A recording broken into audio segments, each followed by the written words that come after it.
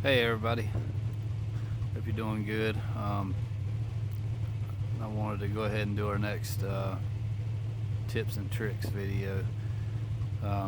This one's going to be about throttle control on a really slick track, which I see a lot of people have trouble with,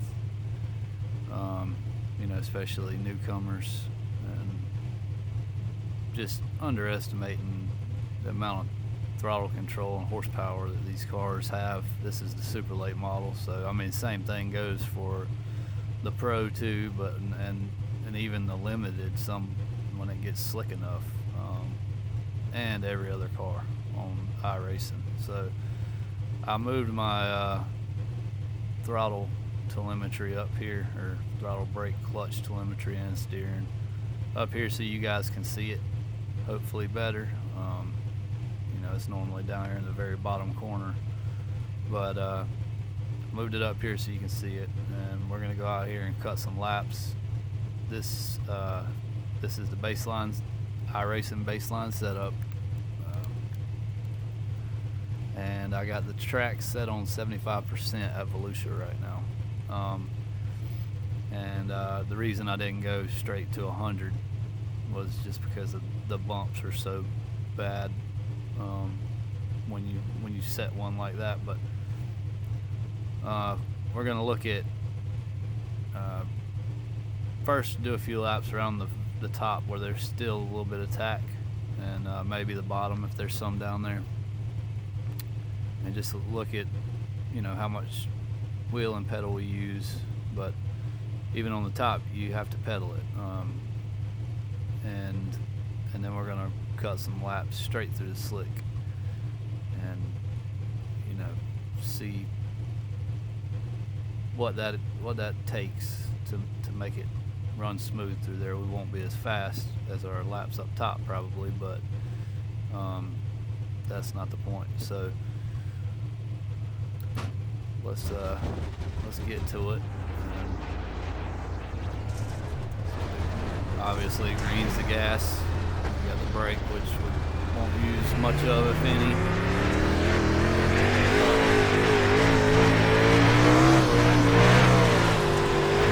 You gotta drive these cars so much more with the throttle now.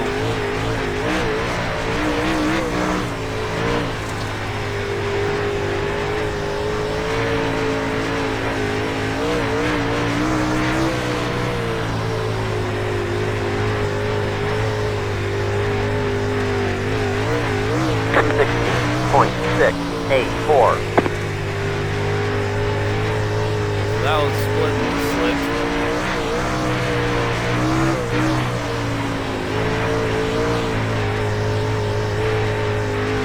Faster to go. Right off the bat, it's faster to run down here like this. Just pedal it. See, we were probably 75% throttle at the most there. 16.693.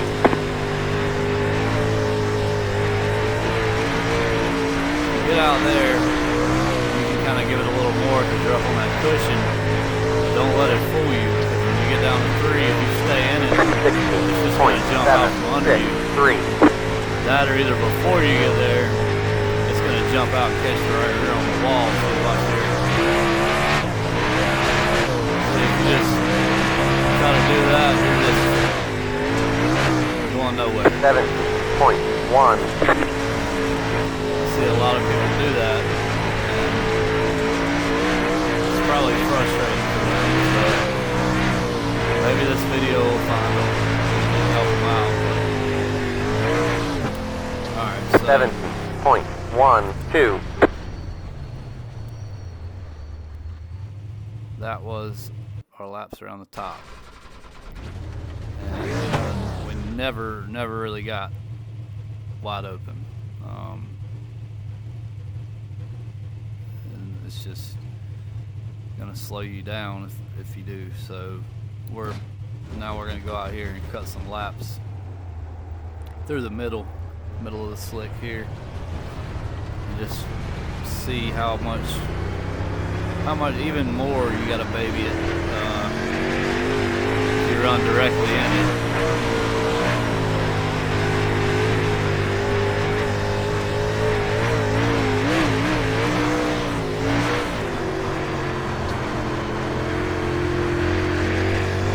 Still not horribly slow though, but I mean, you're just barely letting it idle almost. 17.015. Yeah, I got it. See how I got a little too much throttle getting in and the car just it got loose. And since I did that on entry, it just kept going. Even after you let off of it, 17.1. it just exaggerates your problem. But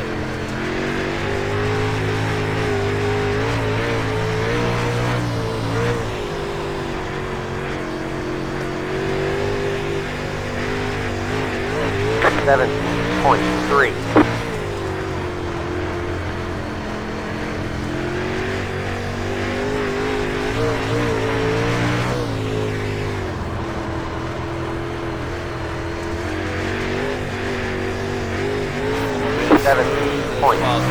.16.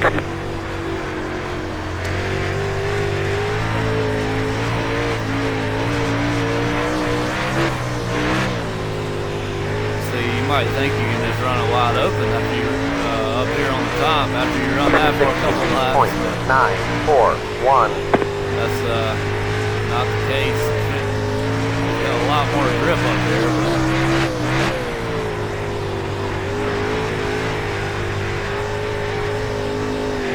Now let's go a couple laps around the bottom. 6.895.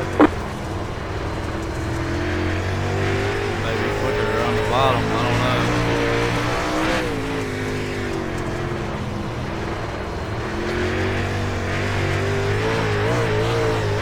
16.671.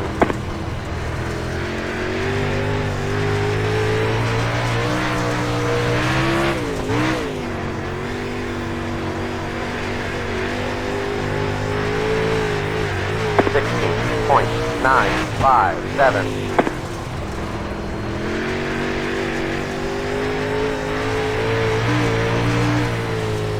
See how tight that thing gets right there. Probably should have been a little bit on the gas a little more right there. 17.307. The way this backstretch is, you kind of want to keep the car at an even balanced slide down the backstretch, and then kind of let it roll a little bit getting into 3 over there, just as smooth as you can. But now that's the baseline setup. So I'm gonna show you just a couple small things that you can do, quick things. My go-to is this droop chain right here, because I'm telling you, these baseline setups are good, way better than they used to be. So the droop chain, you make it longer, and that's going to plant the left rear harder when you get back to the throttle, which it basically is just letting the left rear fall down further, and it just shoves it into the track. So let's see what kind of difference that makes there. Now the car is a little bit tight getting in, so it was already a little bit tight getting in, so it may make that a little worse. It's kind of snappy, but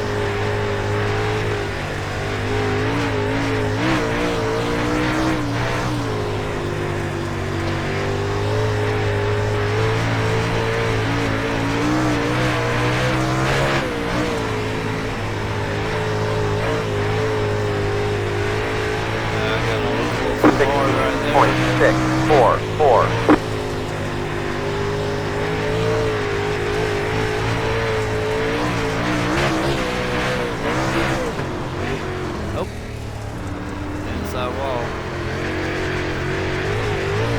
16.748.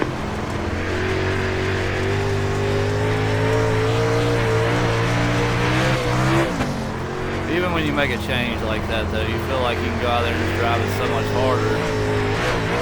16.733. Probably not going to be able to see how tight it is getting in though, but that's just because I didn't have the balance of the car right getting into the corner. Same thing right there. It's all about having an even flow 17.333. all the way around the track. I mean, you got to be in sync, stay in sync, and get in your rhythm. And you know, just keep the car pointed straight and not spinning, of course, and keep your momentum up. And that's another thing about, especially when you're kind of running on full slick, you want to, you're probably never really going to be all the way off the throttle, especially here, but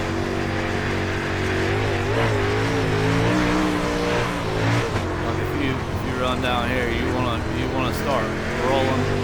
That was a roll.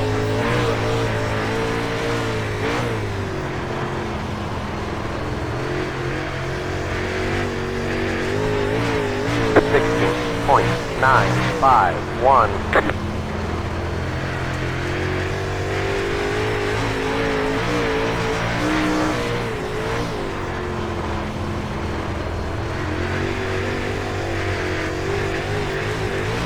17.132.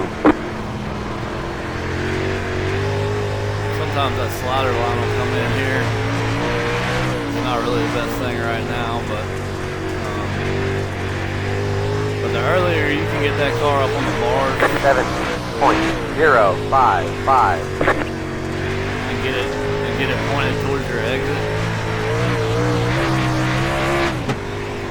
the better off you are. 16.955. You kind of want to just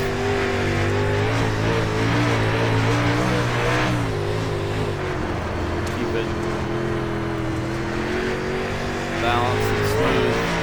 7.132. Almost like you're driving it on asphalt, honestly.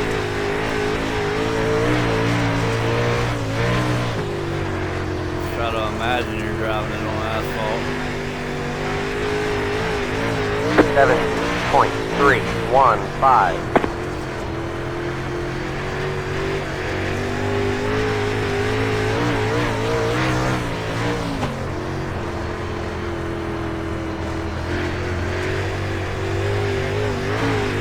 17.202.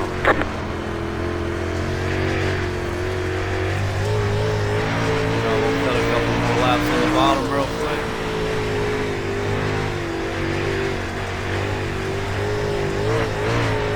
Seven point zero eight five.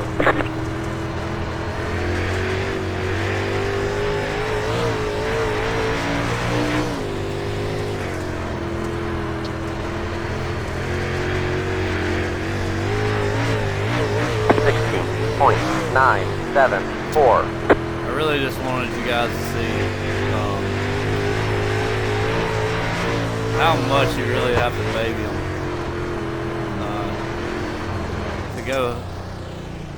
to go fast. I mean, it's really the 18.068. the old saying, slower is faster in racing. It's a lot of truth to it. So you guys that are starting out, man, we ran a lot of laps. I didn't even realize that. Let's just go back and watch one or a couple and see.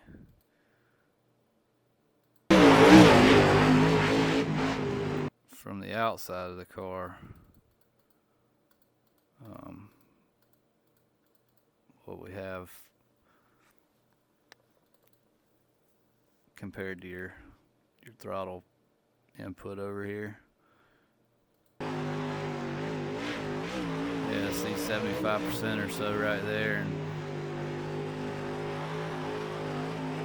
this is running up in what little bit of grip is still there. So, you know, we're probably on the gas more in the corner than on the straightaway.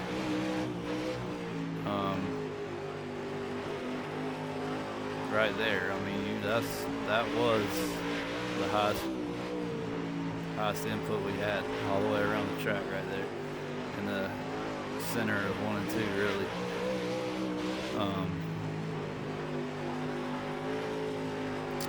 But that's pretty much it. Just wanted to, you know, make you guys aware that, you know, when I first started with dirt, I thought there's no way these guys are running this fast on this slick track. They have to have cheat codes, and there's what happens if you hold it wide open. But you know, I thought that, but it just took time to realize that, you know, you really just got to drive it as easy as possible, and keep your momentum up, keep the car straight, and, you know, just don't get the rear end broke loose. And if you do, get it back under control pretty quick just by pedaling it. And, you know, best thing you can do is go in and just practice on a slick, full slick or whatever, you know, 75% to 100%. If you're going to run some of these league races and really be competitive, even in officials, you need to know how to run on the slick. But I hope this will help some of you guys out. If anybody has any kind of questions or anything like that, you can comment, or, you know, you can contact me through Facebook or something like that, or iRacing Messenger. So anyway, I can help anybody, just give me a holler, and hopefully it'll give you guys some help. And like I say, if you guys, there's anything specific that you'd like to see, please leave it in the comments and let me know, because, you know, it's kind of hard figuring out what I should make a video of to help people, when, you know, I mean, I know there's plenty of things, but, you know, if there's something specific, just let us know. And I appreciate you guys watching, and hope you have a good night. Thanks.